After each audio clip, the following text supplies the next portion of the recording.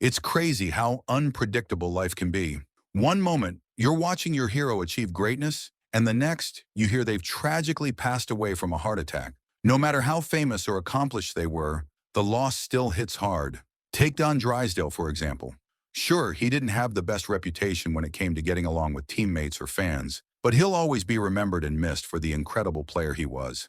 Drysdale's death came as a huge shock. On July 3rd, 1993, at just 56 years old, he passed away unexpectedly. At the time, he was in Montreal, Canada, where he had traveled to do commentary for a Dodgers game against the Montreal Expos. He had been a regular voice in the broadcast booth since retiring from playing, so it was a normal trip for him. But that night, tragedy struck. Don was found in his hotel room, having passed away in his sleep from a massive heart attack. It was a quiet, sudden end to the life of a man who had been so full of energy, both on the mound and off. Fans, fellow players, and friends were left in disbelief, mourning the loss of a legend who had given so much to the game. It was a heartbreaking and unexpected goodbye. Drysdale wasn't exactly known for playing it safe on the mound. He had a reputation for throwing at hitters, and he wasn't shy about it. If he thought someone had shown up one of his teammates or pitched to inside, he'd make sure they knew who was boss. He had this famous saying, "My own little rule was 2 for 1. If one of my teammates got knocked down, then I knocked down 2 on the other team."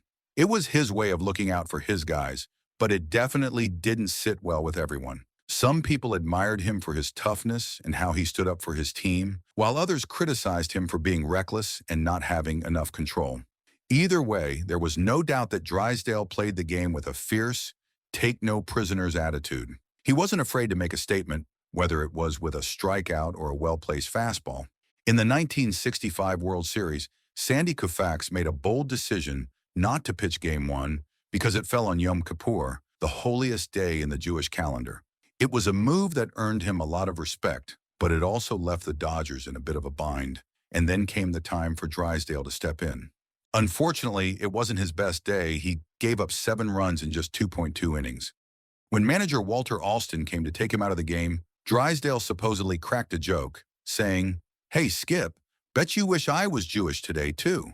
Some people took it as a lighthearted, self-deprecating comment, trying to make the best of a tough situation, but others didn't find it so funny, thinking it was a bit insensitive, especially considering Koufax's important personal reason for sitting out. Regardless of how it was meant, it was one of those moments that showed just how unpredictable Drysdale could be, always ready with a quick comment, whether the timing was perfect or not. In 1979, Drysdale, who was working as a broadcaster for the California Angels at the time, found himself in a pretty heated situation. It all went down on the team plane, of all places, during a trip with the team. Drysdale got into a tense argument with Angels manager Jim Fregosi and pitcher Jim Barr. Drysdale questioned the validity of an injury Barr had sustained that was keeping him from pitching in the playoffs. He didn't hold back and expressed doubt about whether the injury was real or just an excuse. The whole thing quickly escalated, and what started as a private disagreement became public when the story made its way into the press.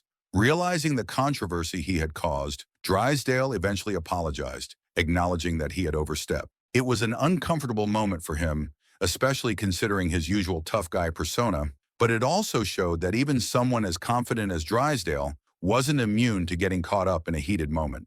Then came the most controversial incident that added to his reputation for having a bit of a short fuse. It happened at a restaurant when a female fan approached him, probably excited to meet the baseball legend.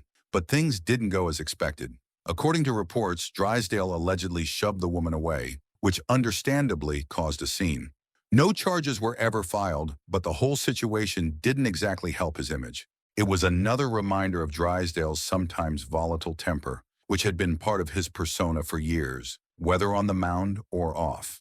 People who knew him well weren't entirely surprised by the incident, but it was a moment that sparked some criticism, especially given his larger-than-life presence in the public eye. Looking back at his career, Drysdale was born on July 23, 1936, in Van Nuys, California, to his parents, Scott and Verna. Before Don was born, his father had a brief stint in the minor leagues, but it was clear that baseball was in the family's blood. Growing up in Van Nuys, Don went to Van Nuys High School, where he actually shared classes with actor Robert Redford. As a kid, Drysdale was always involved in baseball, but he mainly played second base. It wasn't until his senior year that he started pitching. And when he did, he was outstanding, posting an impressive 10-1 record. His performance on the mound caught the attention of scouts, and soon enough, the Brooklyn Dodgers came knocking. They offered him a minimum salary and a signing bonus of $4,000, and just like that, Drysdale's baseball career was off and running. It was the start of what would become a legendary journey in the big leagues. Drysdale's professional career kicked off in 1954 when he started playing for the Bakersfield Indians, a Class C team in the California League. It was his first taste of pro ball, and he didn't disappoint. That year, he finished with a solid 8-5 record, a 3.46 ERA, and struck out 73 batters. It was clear from the start that Drysdale had the stuff to make it far.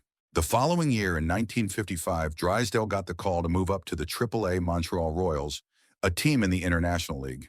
It was a big jump, but he held his own, finishing the season with an 11-11 record, a 3.33 ERA, and 80 strikeouts. His time in Montreal proved he was ready for the big leagues, and the next step came in 1956 when he got promoted to the Brooklyn Dodgers.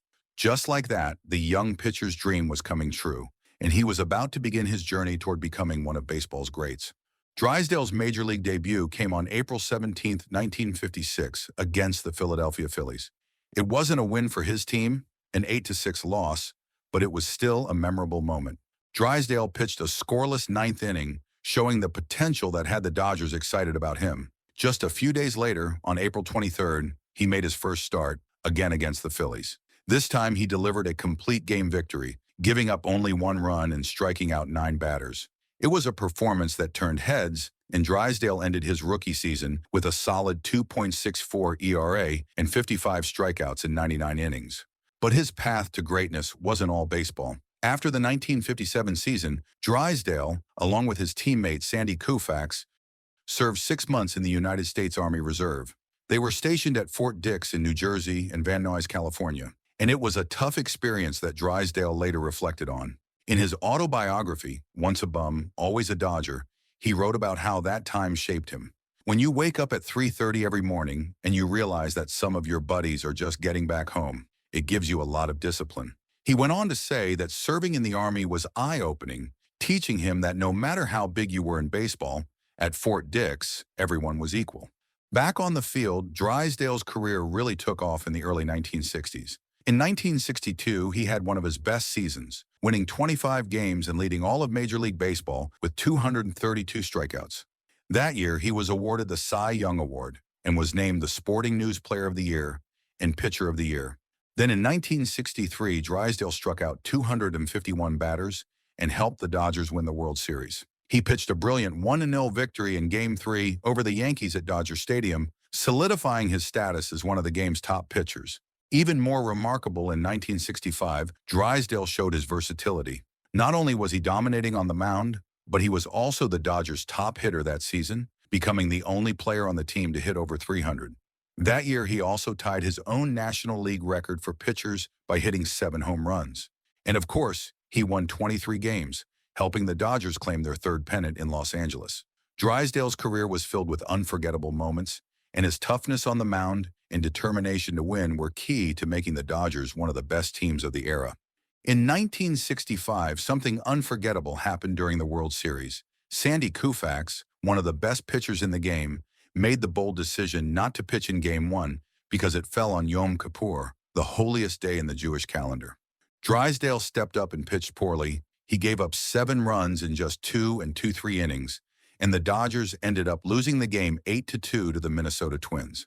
Despite Drysdale's tough outing, the Dodgers rallied, with Koufax shining in Games 5 and 7 to win the World Series, and Drysdale himself picking up a win in Game 4 at Dodger Stadium. The following year, in 1966, Drysdale and Koufax became part of a famous joint holdout during spring training. The two had just set an NL record for strikeouts by teammates with an incredible combined total of 592 strikeouts the year before. They both felt they deserved more, and they each demanded a 3-year contract worth $500,000. After a tense standoff, both pitchers eventually agreed to 1-year deals just before the season began. Drysdale's contract was worth $110,000, and Koufax's was for $125,000. These contracts made them the first pitchers in Major League Baseball to earn over $100,000 a year, marking a new era of baseball salaries. Then came 1968, a year that would go down in history as the year of the pitcher. Drysdale had a record-breaking season, setting major league records for 6 consecutive shutouts and 58 and 2-3 consecutive scoreless innings. It was an extraordinary achievement that earned him National League Player of the Month honors in June, and he was even chosen to start in the All-Star game that year in Houston. His record for consecutive scoreless innings stood for 20 years until it was broken by fellow Dodgers pitcher Orel Hershiser. But Hershiser never matched Drysdale's feat of 6 consecutive complete game shutouts. By the time the late 1960s rolled around, injuries began to take their toll on Drysdale. Shoulder issues, including a torn rotator cuff, slowed him down, and in 1969 he was only able to make 12 starts. That year, Drysdale made the difficult decision to retire from Major League Baseball. When he stepped away from the game, he was the last active player on the Dodgers who had played with the team back when they were in Brooklyn, closing a chapter on a legendary career. Standing at 6'5", Drysdale used his sidearm fastball and brushback pitches to intimidate batters, earning a reputation similar to Bob Gibson.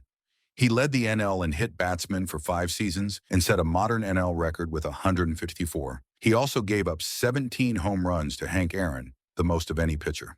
Drysdale was inducted into the Baseball Hall of Fame in 1984, his 10th year of eligibility, and the Dodgers retired his number 53 that same year.